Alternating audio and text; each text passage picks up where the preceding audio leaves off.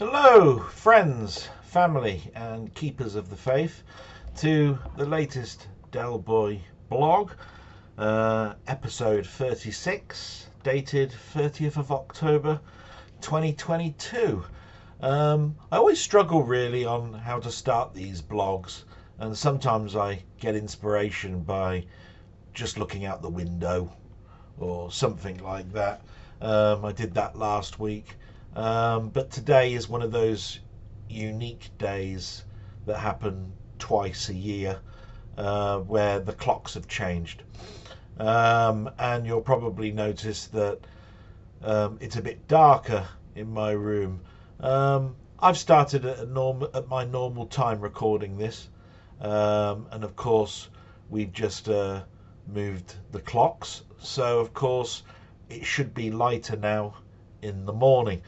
It's a topic we're going to talk about a little bit later on, but I bring it up just to let you know that I really do have to do something about lighting in my room. It's a very old style room. It's got terrible lighting, and this might become more and more difficult as we head into winter.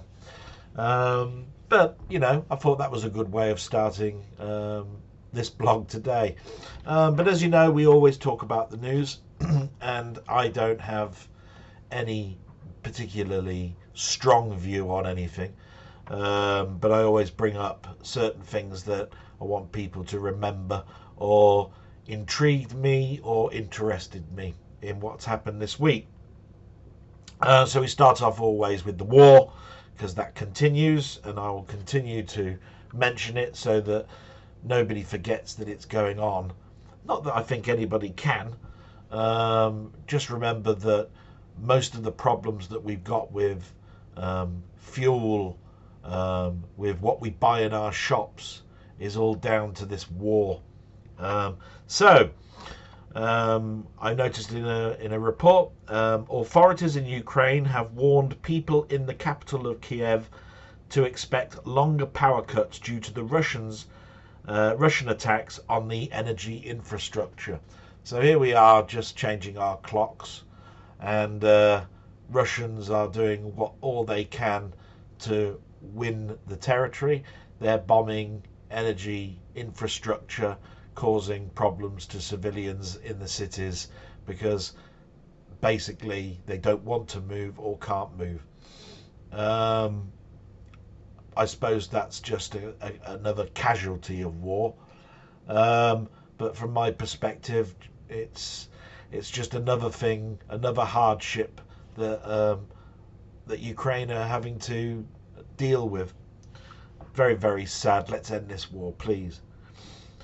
Diesel. Now, I noticed this on my walks, but it was in the news. The price of diesel raised above £1.90 a litre for the first time in 3 months this week. No blame is given other than the war and the cost of living. When they talk about the cost of living, I think what most forecourts are saying is that during lockdown they lost more money than anything in regards to energy, paying wages, etc., etc., and they have to recoup this back, and they can't do it on a month by month basis like oil prices change. They have to do it over a 12-month period, so they average it all out and then change the prices, and they'll give us that 5p off, or they won't give us that 5p off, dependent on how the oil goes month by month, but also how much money they need to recoup for those 18 months that we were in lockdown for. There is now a big gap, because I think normal, like 4-star or unleaded, should I say, is £1.66 a litre. I'm a diesel owner. I do think about sometimes of getting a hybrid or an all-electric car. I'm less scared about doing something like that now, but it would require a hell of a change in the infrastructure of our house, where I'd need a gorilla type electrical port at the outside of our house. My God, it took me 10 years to put a cold water tap on the front of our house so I could power wash the car. And of course, I have noticed around our town they have now put more electrical charging points. Everything is all credit card though, and you know, I still don't think that they do enough miles. If you think about it, um, even on a small journey, and my father always told me this. He said, the more you put your stereo on, and the more you put your lights on, and etc., etc., the more you're discharging that battery. He kept telling me the alternator can only put so much power in. Sometimes you need to do some journeys during the day so that alternator can top up that battery. If there's one thing that I can teach you, son, is keep that battery as golden as possible. Top it up if you can. And he told me about what type of water I need to put in, charge it up. But if you can, try not to use too much electrical stuff. What do we have in our cars? We've got cameras, we've got stereos, we've got lights inside, lights outside, air conditioning, fans, you know. And if you put all that in an electric car that's got no fuel and no alternator, and basically it does do a small charge up as it's driving along, then of course that battery is not going to power that electrical motor very far. So that 232-mile journey that they all say, oh, our car can do now, is probably closer to 110, because everybody is going to turn on all their stuff, the sat nav, everything. So yeah, but that's a rant, and I shouldn't have gone down that. Just want to say rest in peace, Jerry Lee Lewis. It was interesting, really, because I do know that controversy followed him. But this is what the report stated. It said Jerry Lee Lewis died aged 87. Controversy followed him around. At 22, he married his 13-year-old cousin. He shot his bass player in the chest at one of his gigs. There's a lot more that went on than that, but you can't really judge his artistic ability, you know, on the keyboard. You know, you could call him a lovable rogue. Some people would say, what's lovable? I've heard nothing but bad stories. But he had a talent, and he was there at the start of what we consider modern music. So, you know, rest in peace, Jerry. I'm sure you're entertaining them wherever you are. And then, of course, I've already mentioned this a couple of times, but I'll cover it at the end. The clocks. The clocks went back 1 hour earlier Sunday morning. Dark mornings and evenings have now arrived. Yes. The reason for the clocks going back is actually to preserve light, believe it or not. It's to make it lighter in the morning, which means that we'll be using less power during the day. But we'll talk about that topic at the end. And that's the news. Not too bad. Couple of minutes. Went off on one a little bit in there, so I do apologise for that. So what do I normally do now? We usually do the shout outs. And I love doing this bit because I think people should be mentioned that take their time to basically comment on something that they've watched, because it's something that they've thought about while I was talking, or there was a part of it that they want to discuss a little bit in more depth with me. Absolutely fantastic. And because I don't just do a blog, I do the odd thing here and there, I have to look through the whole of the comments section for everything I've done to shout out the names. But I'm quite happy to do that. I love reading these out. So shout outs to Jambon, LFC Gamer, Weebob Art, Martroid, Down the Rabbit Hole, Robert's Retro Gaming, Colin Ferguson, Steve's Gaming, Rocket Bunny, Milfy Swimbuckle, Colin Jones, Denny, and GTB Films. I think I got everybody there, yes. And like anything, some people have asked questions, some people have just commented. Absolutely fantastic, all of you. You really do put a smile on my face during these bad times. I'll talk a little bit maybe about work later on if I feel like it. It's not the best of news, but I think the inevitable is coming. So I've answered some people's comments automatically, especially if they had no question, which means that it's cut down the comments that I'm reading now on the screen only to ones I haven't answered. So hopefully I'm not going to forget anybody, or I've answered something that I shouldn't have done. If I did answer a question in a comment and it's not in this blog, it's only due to time and whether the question was easy to answer in a single line. I tend to choose the questions that would almost act like a topic, really, or take some time to answer, because to be quite honest, it's not that I'm lazy, it's just that my typing is not particularly great, and I'd prefer to describe it at the time. Maybe my brain is thinking differently to when I read the question the first time. So the first one at the top of the list this time is Rocket Bunny. Good old Rocket Bunny, brilliant, thank you very much. Unfortunately, the questions not always are at the beginning. That sometimes I have to look through the whole of the comments, but in this particular case, no, it's not too far from the bottom, so I'll read it out. My question for you this week: did you manage to watch the Doctor Who episode last weekend with the current Doc's regeneration? I'm not a huge fan of New Who, but I do watch it. That's probably actually the best way to actually say it. Is there are fans, there are people that will just watch it, and there are people that are willing to come back, but they won't come back in its current form. That's probably the best way to explain it. There was a time when Who came back at the very beginning, like its first 5 or 6 years, that I would watch it at the broadcast time that it was on that day. So if it was a Saturday at 5:45, I used to send a thing to Facebook: "Shush you bastards, I'm watching Doctor Who," or something like that. Excuse my French. For the last, it must be now 4 or 5 years, I don't think I've watched it on the broadcast time, on the broadcast day.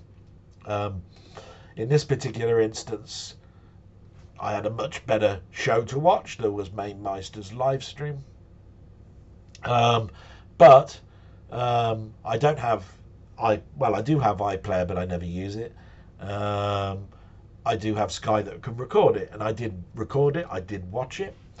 What were my feelings about it? Well, I'm not a big fan of the current Doctor, and it's not because she's a lady in it, because that's been discussed and talked about even in the 80s. I mean, Patrick Troughton famously said at one convention, "This person's not human. This person, for all you know, is showing itself as a human form, but actually is a big squiddy tently creature. Gender doesn't come into it. There is no gender on alien planets. They're aliens or they're not aliens." Bloody apt answer, really. This person's from another planet, Gallifrey. There's been talks about he's half human and half alien and all of this sort of stuff. All of that sort of stuff all adds to the mystery. Fair play to it. But going off topic a little bit, it's not because she's a lady, it's because I think she's written poorly. I think we've got a current writer that's on it at the moment that wants to put across a political agenda. I want to talk about slavery, I want to talk about colour, I want to talk about whether a girl can play a man's part can play a girl part. I want to bring in characters that you wouldn't normally see. So if I want to have a mechanic, and you'd think when we're talking about a mechanic it'd be a bloke, I'm going to make that a woman, and so forth and so forth and so forth. I don't need that in my face. And his name is Chris Chibnall. He didn't write anything spectacularly before he was showrunner, to be quite honest. I didn't think anything of his was strong, but he definitely can't write the Doctor in the current form. That being said, this was a special where we're saying goodbye to a doctor and another doctor's coming along. But are we? So 7 days have passed, so I don't mind mentioning that most people know what happened at the end of this particular episode. Yes, there was a regeneration scene. No, it wasn't the doctor that it's going to be shortly. It's a cast back to an earlier doctor for a couple of specials next year. What do I think about that? If that is a motive to end the Chibnall run in a better way so that this show can get a proper reboot, so be it. The vessel that they've made in the last 3 seasons, changing history from what we know in the show, that people have gotten upset about. If this is the only way to do it, then do it. Russell T Davies is now on board, so I have more optimism. Can he undo damage that's already been done?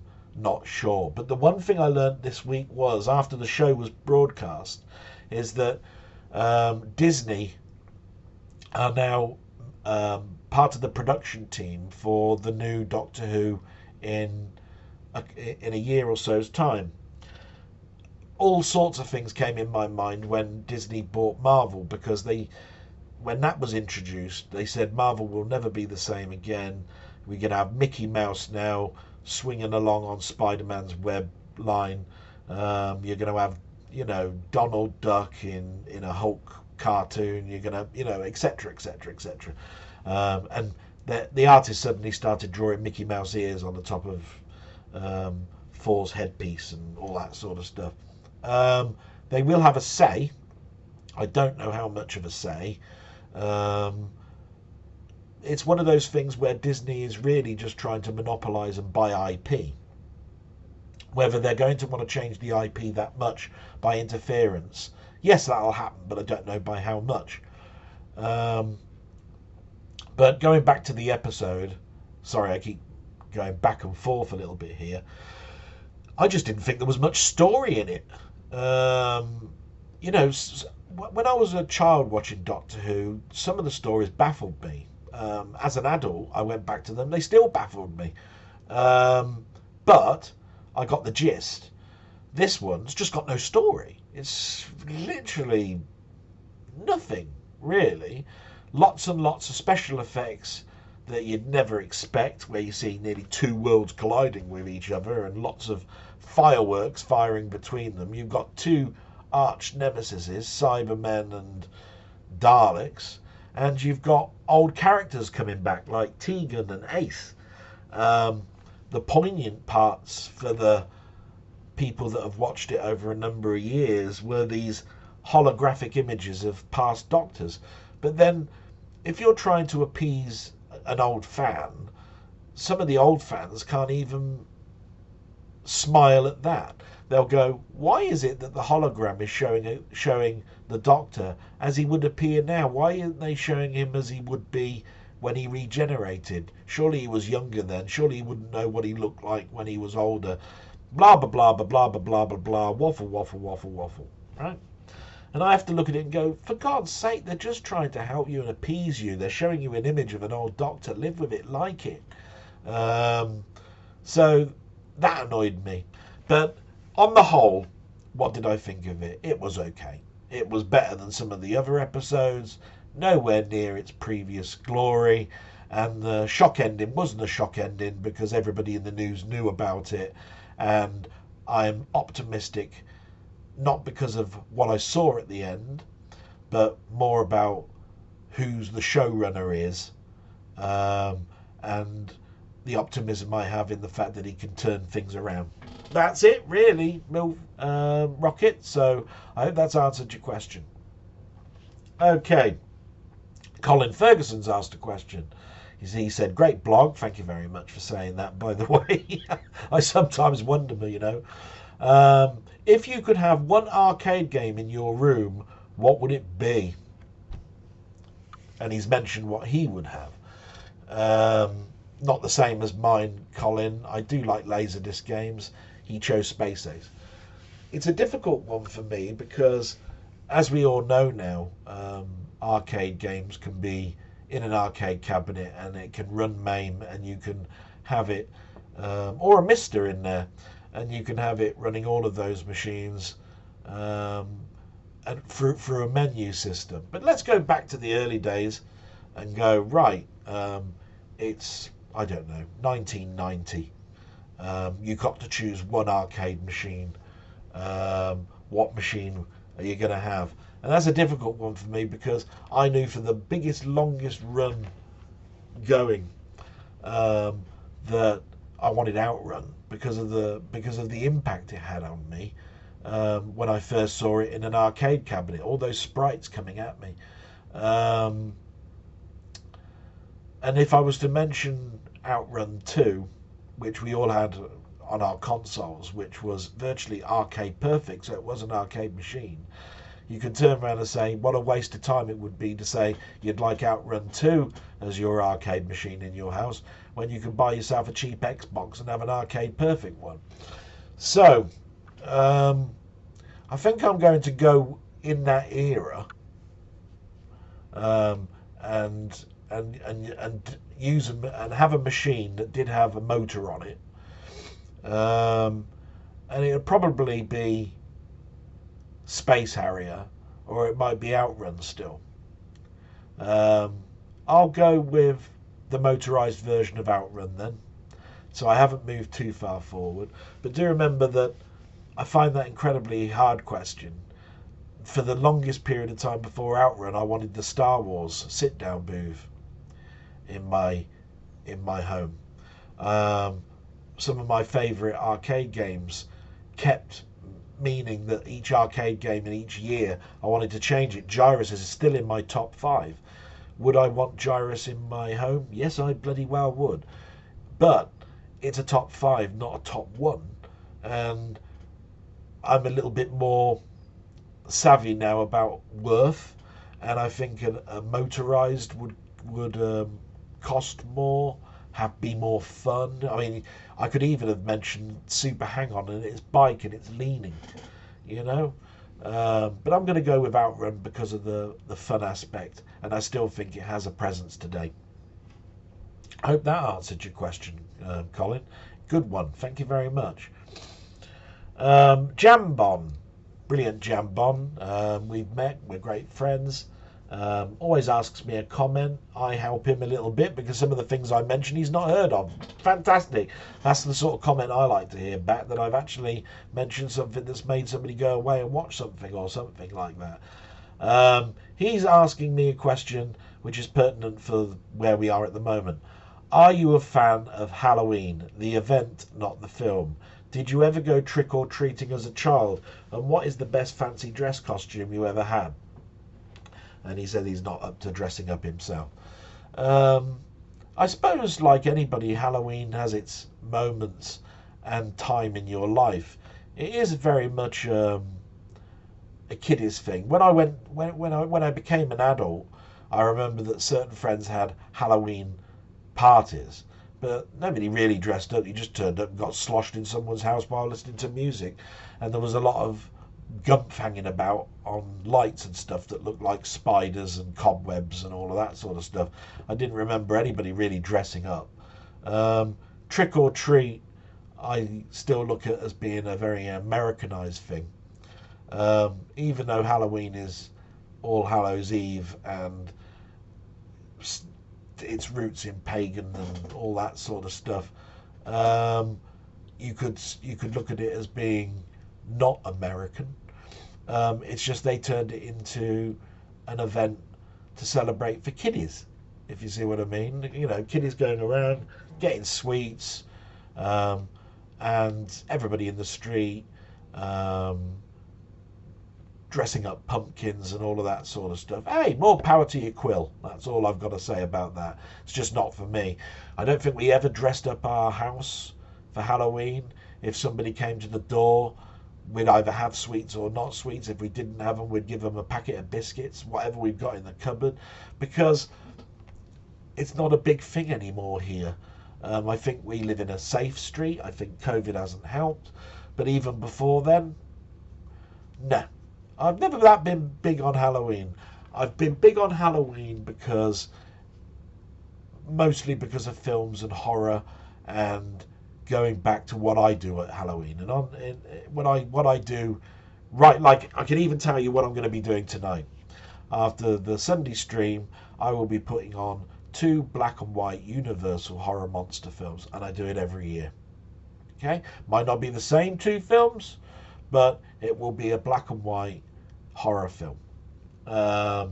And that's how I celebrate Halloween. And the lead up to Halloween, I might get into the idea of putting on a zombie flick or a more modern horror film.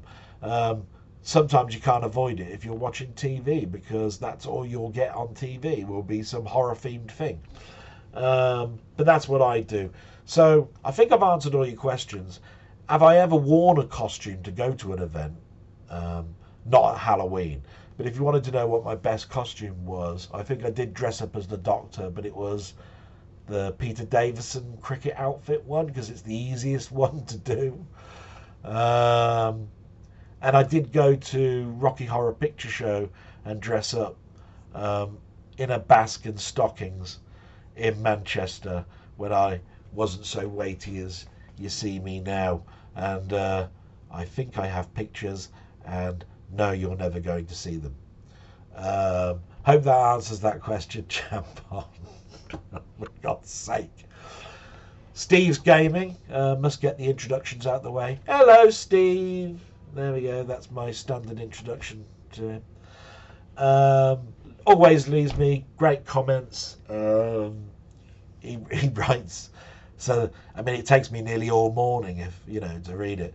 As you know, I call Steve Production Line Steve, and Robert is Convey About Robert.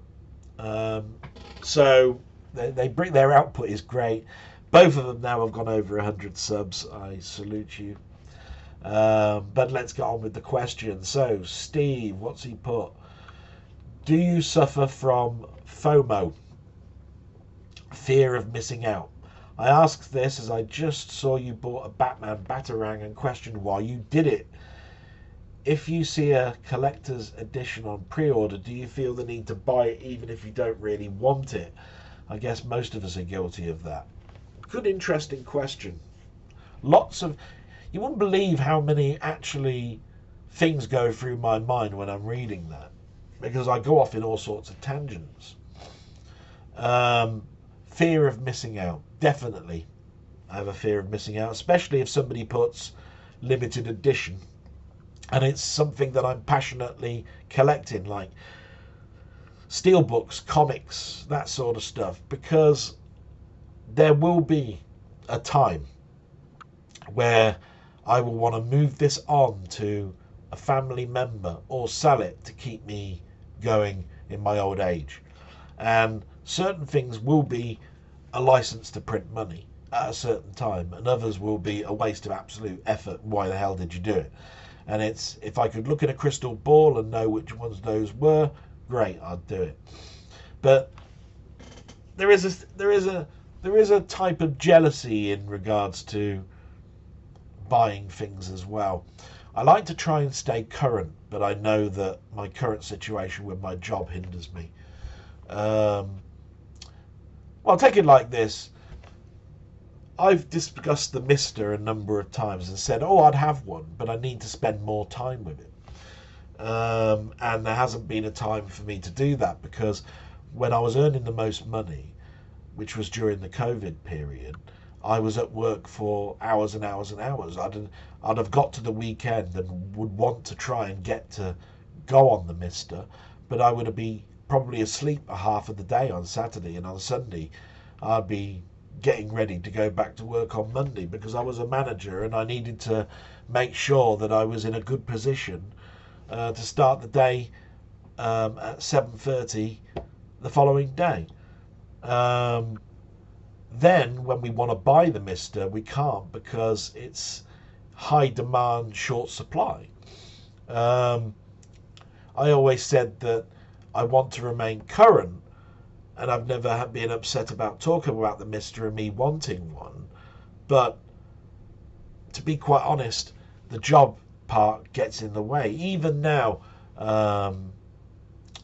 just to talk recently, Mainmeister has managed to find a way that he could ask someone to help him and get one. I have no such person to help me. I could help myself. I could order one from abroad, but it would cost an absolute fortune. And then we come back to the bit where you've got more time. This is the time to do it. But what's going to happen to me in my job when I go back in the first 3 months? So jealousy comes in. And I'd have loved it if someone would have said, I could order 2. I thought about you. Would you like to be the second one? Obviously, you've got to pay for it. I'd have loved it. Is that ever going to happen? No. I'm by myself, and I totally understand I'm by myself. But there is a jealousy aspect to that, because wherever people are moving on and getting those things, I'm being left behind. And that is always prominent. And I do have the money now. Even though I spent money on my car this week on Monday, I paid it's £452.99 the end bill. I could still, because my car loan has paid off last month, this extra cash, I've already paying an extra £100 to my mother every month. It's going now into her account to help with the bills. I've still got £200 of money that I could buy one of those and I could, represent it for that. I could have it in 2 months. Do you see what I mean? The money, so I could easily pay for it now, and the following month it would be all paid off. So do I want one? Yes, but then in 3 months' time, if I haven't got a job, would that be the right thing to do? Because that £400 or £500 that you'd need, because I'd like to buy the RMC version of the case to put it into, which would be a further £200. It's probably the wrong time to do it. So I think I've talked enough about that particular one. If it's pertinent to me, if I'm passionate about it, Steve, yes, I do have a fear of missing out. Number 2 from Steve: when it comes to snacks, do you have a weakness that you often give in to? And he mentions a particular brand of biscuit. Don't think I've really got a problem, to be quite honest. If I feel like I want something, I'll go and buy it. If I feel I've got a hankering for something and I haven't got it there, I'll get it the next day. If I then get a taste for it, I'll buy it in my weekly shop. I don't have that thing where this is a special treat at the end of the week and I'm going to eat it. I got out of those eating habits a long time ago because they trap you and they can make you put on weight faster. Especially someone like me that looks at something and I put weight on. I'm right at this moment using a treadmill to start doing some speed walking to jogging speeds, and I still go on my walk every day. I'm finding my knee joint is suffering a little bit. I'm in pain a little bit at the end of the day, but I'm trying to push myself to that, because the more I push myself, the lower I hope my blood pressure will go, and that means that I can have that operation and I can then lose this knee strap. So I don't think I have, Steve, and I'm sorry that that's a bit of a come down as an answer, but I really don't. I mean, I love popcorn. Sometimes I go, oh, I fancy putting that on, especially when I'm watching a film. And you wouldn't believe how many times that'll happen, but my mum hates the smell of it. What can I say? So, Milfy. Now, this one I'm going to read out verbatim, but it's a joke, just to end the day. Now, you'll know that Milfy, over the last couple of weeks, has given me riddles for me to solve. And at the end of the riddle, he's given me a code for which he gives me random letters, and those I have to use the code to crack down what the actual letter actually means. As you know, I've I got one right, I got one semi right, but I counted it as wrong.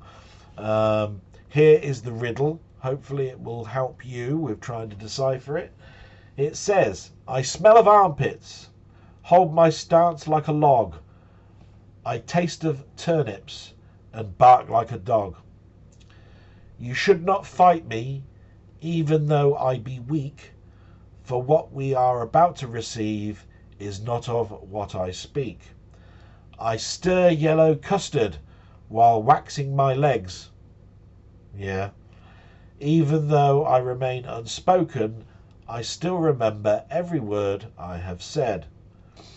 Let terror walk within me. Let death become my soul. Let me drown between twin mountains of flesh. Let me not grow grey and old. And so concludes this riddle. Can you unravel what I see? If you have indeed managed to work it out, then you're a better man than me. What is it that I talk of? And I was looking at this, and I go, no, I am going to try and get it. But the trouble is, it's like 5 verses, and every single one of the ones has been a one verse which I could decipher, because there is always the N word to go on. And as I was talking about how verbs work and all of that sort of stuff, I smell of armpits, hold my stance like a log. What holds its stance like a log? What smells of armpits? A taste of turnips, bark like a dog. You know, I was looking at it and I was going, nah, this is too much. There is no way that this is, because what I looked at is, it says, what is it that I talk of? And there's too many things about looking at it, speaking at it, thinking about it. It can't be one thing. And that's what made me go, you're not multiple things. And he's mentioned what is it that I talk of, which is a singular thing that you have to wrap it all up in. So I did go down to the code, and his code made me laugh, although I think I got it at the end. So the code was, there is no answer. I'm just sulking bonnets. Ha ha. If you haven't guessed already, sulking could be talking. Bonnets could be male testicles. Yes, he was talking anyway, made me smile. I didn't spend too much time on it because I looked at it and went, I'm never going to get it. And I'd have never have guessed it was talking. Well, it's because I was thinking about a thing. So I failed. But you made me smile. Thank you so much, Milfy. Shame you're not doing sort of like more of those. I really like them. Robert. Okay. Lovely, Robert. What do I call him? Is it conveyor or production belt? I can't remember. I just mentioned it. He went on and on about all the things that I talked about, which was really, really nice. I like small comments, but I really like the ones that go a little bit into depth, especially if it's an insight into your own memories. But he did have a question. He's got questions. Are there any amusement park rides that you do enjoy? Which and why, or why not? Have you ever been tempted to fling the batarang at one of your neighbours? If so, what stayed your hand? Well, I can answer the last one. No, I'm not going to chuck something that cost me over 100 quid and is made out of plastic. And that would have been the thing that stopped me from throwing it at my neighbours, not because it would hurt them, it's because it would probably break. Are there any amusement park rides that you do enjoy? Which, why, and why not? Easy answer to that. The best ride was always when I was on holiday myself, going to the States. It was Universal Studios, and it was the Back to the Future ride. Now, I'd been on these video motion rides before, and I always thought I'd be sick, but I was so engrossed and entertained at the story when I was queuing up, and then the actual end of the story in the ride itself, plus all the magic that was there to make it feel like you were actually in a DeLorean, was great. And the way it works is it's a very simple concept. You have a motorized platform that has independent pumps to make it rock and sway, and you have a dome that covers the whole of the top half of the platform that you're sitting in, because it's got to have chairs, and they project an image 360 degrees around, so you turn around left and you can see behind you in front. It's almost like wearing virtual reality goggles, and because of the motion you feel that you really are in space in a hovering DeLorean, you know, about to smash into Biff at 88 miles an hour. That can make you feel sick because there's no horizon line. Yeah, the horizon line is what the camera picked up. So that's what made me think I probably could be sick on a kiddie ride. But I loved it. Every year that I went on, and I did go to the States twice a year for 5 years at one point, I made a point of going on that ride. There were other ones. There was one of the earlier concept ones of that where you were miniaturized and went into a body to repair its heart or something, or brain or eye or something. Basically, the film was it Fantastic Voyage? Yeah, Fantastic Journey. Can't remember anyway, where you're miniaturized. And of course, things happen, and the motors are there because you're in the bloodstream, and then suddenly you speed up, and then you're approaching the heart, and you've got to not get sucked into the heart because that would be like a bullet and kill the patient, and you had to then leave via the eyeball, through the water droplet in the corner of your eye, etc., etc. Brilliant. And then there was a Star Wars one, which was take a journey with one of the robots going around a Star Destroyer. All great fun. But Back to the Future will always be the one that I liked. I know they're probably easier to assemble and make than a roller coaster ride, but roller coaster rides scare the hell out of me. I did go on the corkscrew at Alton Towers. I did feel ill. I addressed my fear by going to a Four Flags Park, I think, near Ohio, and went on a really rickety wooden roller coaster ride, one of the oldest there. Can't remember its name. The oldest wooden roller coaster near Ohio, Four Flags. Somebody on Boundshaw is going to tell me. And I still ended up scared to death. I went on it, wished I hadn't. It felt worse than the pure metal Alton Towers double corkscrew one, you know, because it's made of wood. You know, Jesus. Don't address your fears that way. And I hope that's answered your question. Wee Bob Art. Oh my God. I've got to try and find the question. Yes, he's put it near the top. Just trying to find it. So he's talking about effects, is basically what he's saying. Is there a favourite effect from my gaming history? Even though Wee Bob does mention that he does like retro gaming and stuff, but not that into it, if you see what I mean. Which is fair enough comment.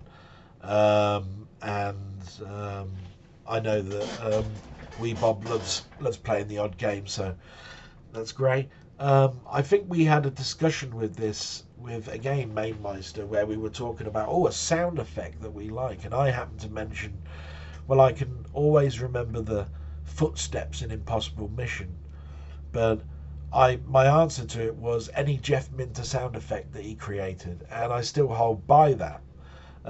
There are other great sound effects, you know, mostly from Raid Over Moscow with that jet sound and the planes flying over from Beachhead and all of those sorts of stuff. But those arcadey type sound effects that were done on the VIC-20 and the early Commodore 64 that Jeff Minter did. You could put a game on like Metagalactic Llama's Battle at the Edge of Time just as one, or Matrix, or Laser Zone, or any of those, and those sound effects just take me back and go, I can even pinpoint that did not go in Laser Zone, that was in Matrix. That's how I love those sound effects. So it's a bit of a cheap answer, but I'll say any sound effect that Jeff Minter made, especially if it was in the VIC-20, as my answer. And then Colin Jones. That's the last one, Colin Jones. My question for the next blog. By the way, Colin Jones always writes bullet-pointed type comments. Absolutely fantastic.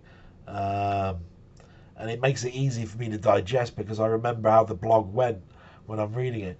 But his question is, what dot matrix printer do you remember owning? And would you ever consider using one again? I've had lots of printers. Okay, I've been blessed with being able to know the IT guys in every company I've worked for, and they're always chucking things out. And I've been blessed with being able to have things for free or for next to nothing. But in the early days, I did buy my printers, and my earliest printer was an MPS 802. It was a Commodore dot matrix printer, and this was at a time where I had both the VIC-20 and the Commodore 64 at the same time. Now, there was a time when the VIC-20 would go, the Commodore 64 would leave. I found I wasn't doing that much printing, and so the printer went with the VIC-20. So it wasn't in my possession for that much time, but I did buy it at shop prices. And that was a bloody expensive printer. It was replaced by an Epson FX80. Now, we are still talking dot matrix, slightly more capable, definitely more compatible, based on its ports at the back and what it can connect to. But after I got that printer, people that were at work were throwing things away. I started to get a multitude of printers. From that moment on, I had impact printers, like golf ball printers that had the letters already on them.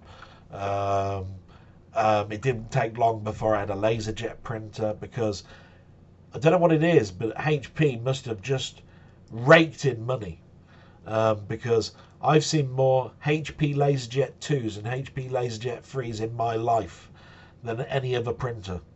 And even now, with Canons and everything all taking over some of that revenue from HP, HP is still, I think, probably the most common in a workplace. But as we move away from printing, because we're protecting the planet and trees and so forth, we're tending to find everything now as PDF, and we read it on our tablets. So I've moved away now a lot from printing. And as we all wisely know, and has been mentioned a million times, it's cheaper now to buy a printer than it is to buy the ink for it. And the ink cartridges are just so expensive, and the cost of the printer these days, if you want a bog standard basic one, you can get them for literally 20 quid. Ink cartridges that come with 4 or 5 different inks, you know, you're talking 40 or 50 pounds. And they'll dry out as well. If you don't use them an awful lot, they'll dry out. There are obviously ways that you can get them re-inked. There are programs where you can give your old cartridges and have money taken off of the new ones, but it still doesn't get over the fact that you could buy yourself a printer with ink in it, and when that runs out, you could chuck that away and buy the printer again, and it'll still be cheaper than buying the ink for it. So yeah, I won't be considering buying another one, because being as I was an IT manager, I had the option of even then having one of the big multi-format printers, and I bolted it and said no. I'd rather, if you're chucking away the laptops, I wouldn't mind those, but a printer, yeah, I wouldn't use it. It wouldn't be worth anything to me, and I would probably find I'll end up taking it to a car boot sale, or it wouldn't really get its use. So that's all the questions, guys. Thank you so much. So what we do now, talk about a little bit about what I've watched. So outside of the Discord group and looking at my own YouTube channels and things of my own interest, I looked at Techmoan yesterday. He was reviewing something called a Nixie clock. Now, you probably know what that is, but I will explain it. It's an analog clock made out of Nixie glow tubes. It's a specific name. It's basically like neon lights. A charge goes to them, they light up, and you can get analog clocks because you can make these Nixie tubes make the figures of 1, 2, 3, 4, 5, 6, 7, 8, 9, and 0. Put them in a row, and you've got basically a lovely, wonderful analog clock. Stick Wi-Fi in it, and basically you've got something that sets itself up for daylight saving time and everything else. Bloody expensive. The technology is old, but you can miniaturize it enough to have it as a watch. Why you'd want a tube on a watch on your hand? I mean, my watch is pretty big. This thing would be like that on your wrist. It was a very interesting video though, and if it weren't for the price, and if I had more space, I'd love one. My mum would see it from the other side of the room. Take it like that. The numbers are that big. These tubes on this Nixie clock were 70mm tubes. Think about that, 70mm. That's quite large.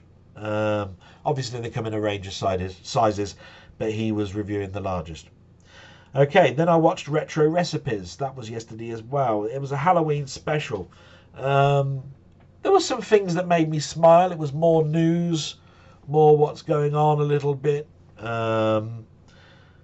He showed off a Lego keyboard made by Pixie, and people that have modernized their old Commodore 64 or VIC-20 to look like it had the kit from Knight Rider's red bulb light going left and right. Hey, do whatever you want. We can do that in our PC cases if you want, but no, I don't think I fancy having a red strobe light moving left to right on any of the rigs that I've got. This week in retro, the most interesting part of that show this week, which was better than last week, was the tank simulator, where some company or firm or government body has made a scale model of the countryside, made a robotic arm, and turned it into, and then you can then sit yourself into a virtual tank and go over this, and it will be accurate because the sensors on this arm, while it goes over the scale model, will alter how the tank moves. That's in a totally different way of how you would normally do it. You would normally do it by generating the environment, putting in all the figures about logs and how high they are off the ground, and the tank would alter based on what the programmer has told you is the dimensions of this log. This is an actual scale model, so probably a little bit more realistic. That was interesting. And then Jaded Gamers, or Jaded Games, can't read my own writing, apologies, has deliberated Elite is dead. That's what the video was called. And what he was basically trying to say is that for all intents and purposes, to him, the game Elite is dead. To many people that are playing the game, it's not what they originally signed up for or are playing, and they are losing custom because of it. And that's based on expansions. I don't think he was supposed to say or herald the fact that Elite is pulling the plug. It was more to do with his opinion. I watched it because it was interesting to know how long games that have been out there for a while maintain profitability and keep the player happy when you run out of ideas and you're putting in things that are different to what the original concept was. So it was an interesting article, something that I recommend that you watch. But Elite is not dead. Neither is half the other games either that are massively multiplayer. Just going to have a little bit of a drink. I do apologise. And that's something I definitely recommend you watch, just to know how things work in regards to massively multiplayer games. Ponder. So we're going to the stuff now that I watch, which are my friends. Ponder. He did a test of the Xerion core last night. I watched that quite closely. Like that. That was brilliant. The Mister obviously continues to move forward with its cores. This one was one that's apparently hard to emulate. And the core is virtually nearly 100% accurate. Obviously, it's got still a little way to go because it is in beta. Steve, as you know, we call him that, did a Halloween special, 2 of them actually, and then he played some more Minecraft on his Switch. The interesting thing about the Halloween specials was more to me for the second one than the first one. He wanted to show off bad games, but he considered these bad games that he was going to show stuff that he's written. Now, I know he'd written some games. He's using software that allows you to write the game. Some of it is part code, some of it's script, some of it is editors, all put together. But he does what I do too much. Put myself down. There was some actually interesting stuff in there, and some of it looked very, very slick. And I didn't think they were that bad. In fact, how can you call it a Halloween special of bad games when there really weren't that many bad games? They were bad games in his opinion. So, clap, clap, clap, clap, Steve. That was absolutely great stuff that you've done there. I'd have loved to have heard this tomato splat. If you want to know what I'm talking about, watch his video. And then I gave him an idea for a missed opportunity to write a game. I'm not scared to say it. Ocean, I don't think, when they were doing their licensed games, did a game called Planes, Trains and Automobiles, which is a favourite comedy of mine. So I gave him the plan of how it would be, and I was saying, look, it could be in multi-format mode on this. It could start off with Neil Page running along the pavement trying to get to the taxi. And you could have a scanner at the bottom of Kevin Bacon, who's the taxi runner, the person who also wants the taxi, also doing the same thing. So on the scanner you can see how far behind or ahead you are. At the top, you're obviously Neil Page, and there's all these obstacles, you know, people moving luggage across your pathway, things falling down, skateboarders that are going in front of your path, that crazy dancer that he tangos with when he's trying to rush to get to the taxi, and it ends with you getting to the taxi ahead of Kevin Bacon, which in the film doesn't happen, but for the game, that's where you win that. And then in the second game, you could have a GTA 1 type top view of a car, and you're in the taxi, and you've got to get to the airport as fast as possible. Now, again, a slight move away from the film because that doesn't happen. But if you can imagine, you're sitting in the taxi with Del Griffith, and you've got to get to the airport. You've got to do it in a certain amount of time. Everything's happening on the roads, jaywalkers, all that sort of stuff, till you get to the airport. And then at the airport, you've got a total mood change because you now turn into Del Griffith, and the idea is to get as much money as possible by selling shower curtain rings to minors and saying that they're earrings. And you could do it like lemonade stand. And basically, when you got the money, and it goes on and on and on, you get the idea. I thought, Ocean missed a trick there. I've just come up with all sorts of ideas and all sorts of different game formats. Hey, I should. If I was a programmer myself, I'd attempt it. I'm not tough shit. I leave that to Steve.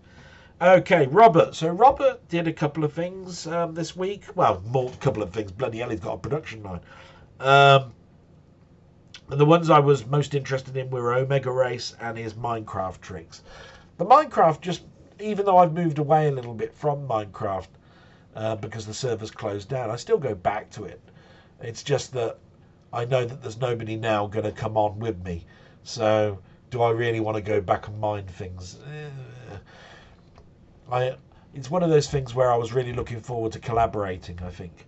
But he's showing all sorts of things that you can do in Minecraft once you go past the basics. Definitely one to watch. Definitely go to his episodes. You will learn a lot of stuff. And then there's Down the Rabbit Hole. So Down the Rabbit Hole showed a GBA game off that looked very much like Metal Slug. I still think they look absolutely wonderful, you know, the GBA games. Even though they're small screen, they're very well animated and defined. And I mentioned that to him. And then he also did a VS type fight between pinball machines between Williams and Gottlieb. And he was saying that Williams is better. Now, I don't generally go for these verses because I always think it's an opinion.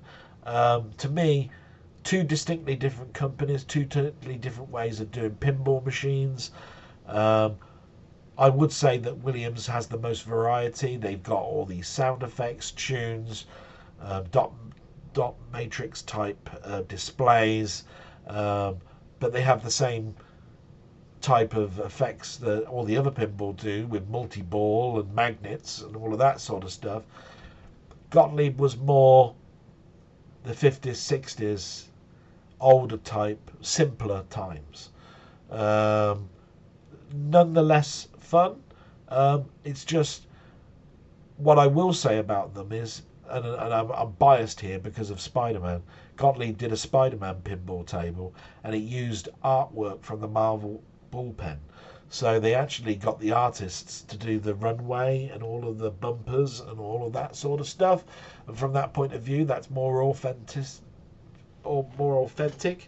than what Williams would do. They would get any artist to do Star Trek The Next Generation type portraits of Picard and all of that sort of stuff. They still look wonderful. They're still great machines. Just two totally different ones. And I wouldn't want them to battle it out for each other, because you're always going to have the player come along that says, this offers more variety, it does it in a much more slicker way, so that one's going to win. When you shouldn't look at it like that. If you did that, nobody would ever sit in an old Ferrari and then say, I'll go in the new Ferrari, it's got all the bells and whistles. You can get so much joy out of driving a 60s car. Anyway, what have I been watching this week? So that's everybody that I've seen. I watched House of the Dragon, that completed. So 10 episodes. Can't wait for season 2. It ended not on a cliffhanger, but with a menacing tone. And we've got to wait probably a year and a half. Damn it! You gits. Then again, hopefully I'm still around in a year and a half's time. Otherwise, I had a nice ending to a good show. This England is on episode 5 this week, but I actually watched them all. So there were 6 episodes, so I watched the last 2 together. That's because I've got Sky and it allows you to do that. It was fun to think back of those lockdown days, but I was starting to get the feeling I shouldn't be watching this too much, because in my current job nobody takes into consideration what I was doing during that time. I know what I was doing, I know how many hours I put in, so I left it there and went, that was nice to look back at that, and I'm proud of what I did. And then Resident Alien, which is on episode 11 of season 2. That pretty much ran that up until I was reading up about an old actress called Irene Handel. Now, you might not recognise that name, but she was like everybody's favourite granny. And I remember the last time I saw her in a programme, it was in one of the In Sickness and in Health DVDs that I went back to about a month or so ago. And I was looking at her history of being in the media, and she did hundreds of films, and she was basically a typecasty type person in comedies as everyone's lovable granny. And the one that springs to mind that happened in the 80s early was Metal Mickey, this big robot that came to life because it ate a galactic gobstopper or something. But the thing about that show was, and it's very kiddified, is Irene Handel shines. She played the same role over and over again. So she'd call Metal Mickey Fluffy and all of this sort of stuff. And it's the way she pronounced her words. There'd be an emphasis on the letters at the end. So she'd go, speak up, like this. That you can just imagine your granny doing when you're kind of hard of hearing. So I watched Metal Mickey. I only had 2 seasons of it on my NAS drive enclosure. So that was that. Very quickly now to try and wind up. This week I did a Gaming History 5, which was the 1980s and Pac-Man. I hope I covered quite a lot. The one thing I want to make clear with my gaming histories is that I will have to go back to 1980 and do other games, because it wasn't the only game I played. So when it comes to the news articles and the background, I'm having to be very choosy on what I'm portraying as what happened in that year, because I've got to go back and do the same thing again, and I'm going to have to choose different news articles or different things that happened to me. So bear with it. It all slots in. I did a live stream yesterday of a game called 20 Minutes Till Dawn. I still can't survive for 20 minutes in that game. It's very much like Vampire Survivors. There were a couple of people that came on and joined me and watched. I think they liked it. It's very cheap. It's $2.99. Give it a watch. See if it's something that you like. It had a Halloween type flavour to it, so that's why I put it on. And there was crap on TV. And then there was the blog last Sunday, which I've already answered the questions on. Thanks very much for joining me every week for doing these blogs. The answer to last week, there was a couple of people that had a stab at the question that I gave, which was a slogan line to a film. The answer to that film was 12 Angry Men. And it's one I've brought up a number of times in my blogs for the keen-eyed. So I'm hoping that people that got close now know what it is and go, yes, that makes sense, you know. And if you were to ask me which version of 12 Angry Men do I like, I'm really torn, because the original film with Henry Fonda is such a classic that you'd think you could never rewrite it. But they did do a mini special for TV that had Jack Lemmon in, and as you know, anybody knows, I'm particularly fond of Jack Lemmon. And he played Henry Fonda's role in that remake, and it's equally as good. I'm really torn between the two. One's in the cinema, one's on TV, both exceptionally acted. So, the question for next week, if you want to have a go, I'll read this back slowly. Okay, it's only for fun. Okay, it's got a Halloween bent to it. Which James Whale film starring Elsa Lanchester as both the title character and the original author is often voted the best horror of all time? End of question. Which James Whale film, so I'm asking for a particular film by James Whale, starring Elsa Lanchester as both the title character and the original author, is often voted the best horror of all time? I am watching that film tonight, if you wanted to know. So that's got that out the way. And we come to the topic, which I always do at the end, very, very quickly. We've been talking about the clocks changing. So yes, changing of the clock happens twice a year. And my topic is it practical to do it in modern times? It's usually called daylight saving time. The reason it's there is to give us more light during the mornings, and therefore we're using less energy, which means that we're preserving the planet. Okay, Just to give you some background, the theory behind this was in 1784 by Benjamin Franklin, who surmised that we could alter our how we perceive time. It was addressed in 1907 by William Willett, who was a golfer who got so fed up that he couldn't see the golf ball that he wanted to basically move the clocks back and forward at specific times of the year. In the UK in 1916 we actually implemented this time change. It happened in 1908 in Canada and 1918 in the US.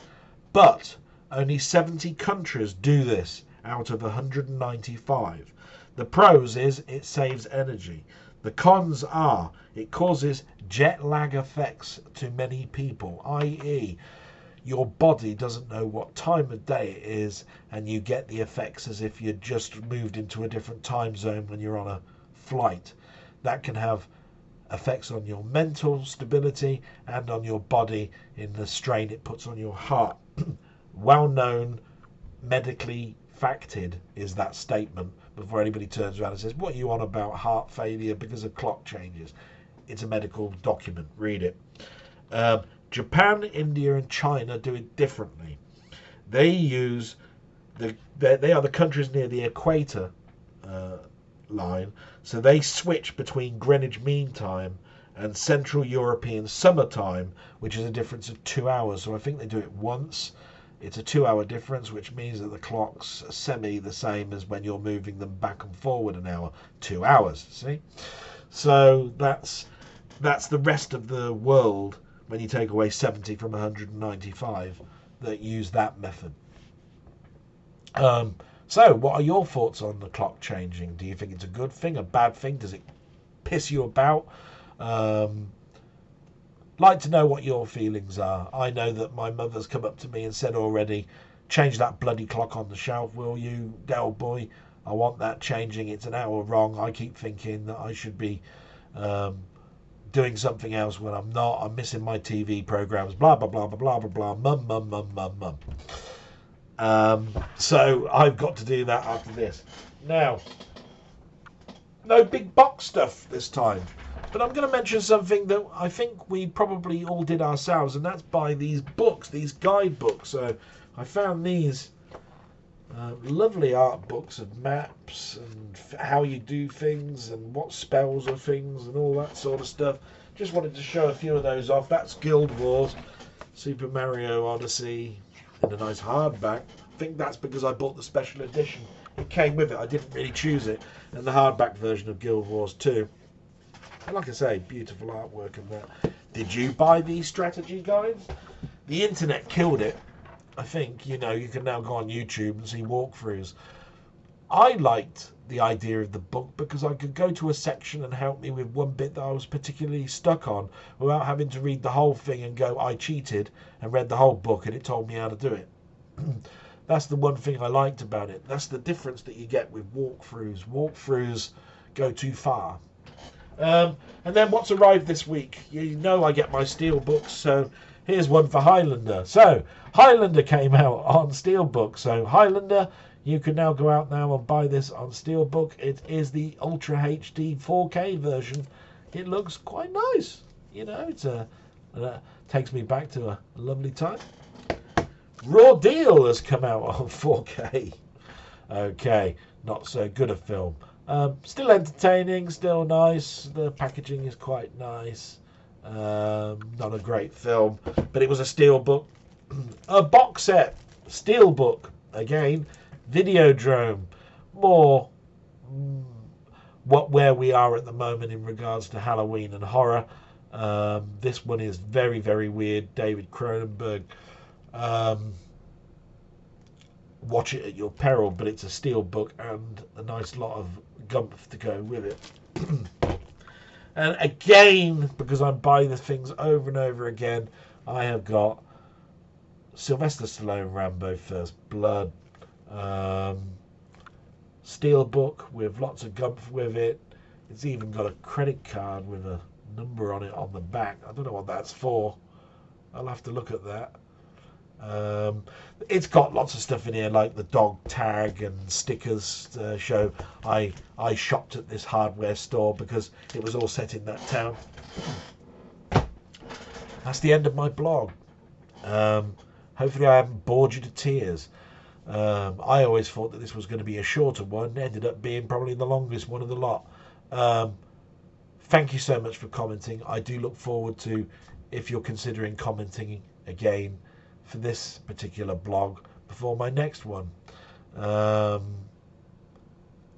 really do appreciate everything that people do for me, because it is a bit lonely for me.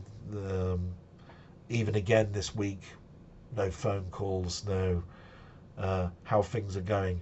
Just to give you an idea, work are now urging me to have a meeting with the manager of my manager. The harmonisation process comes to an end in 2 weeks' time, which means I'll be going back, having to sign a form that says what my new job title would be, which would not be manager. And there is 2 opportunities in my team to be a manager for which they would not put me forward for. They said, you have to do it yourself. So in a big rush on Friday, I applied for the job that I should have been 2-bid into in the first place. They said they wouldn't do it for me because it's in policy that you have to apply. Also, they would look at it as being interfering with somebody else's request to also go for the job. I find that a load of nonsense. Putting me forward for an interview while I'm off sick does not guarantee that I get the job. How am I interfering with anybody? I'm asking you to do it because I'm off ill. That's the sort of nonsense I'm dealing with at the moment. But to end on a happy note, thank you. You make me smile. Honestly, I smile at the end of this. I've got to go for a walk. I've got to get my mum's papers. So I must go. But salute. Thank you so much. Till the next one. Bye-bye.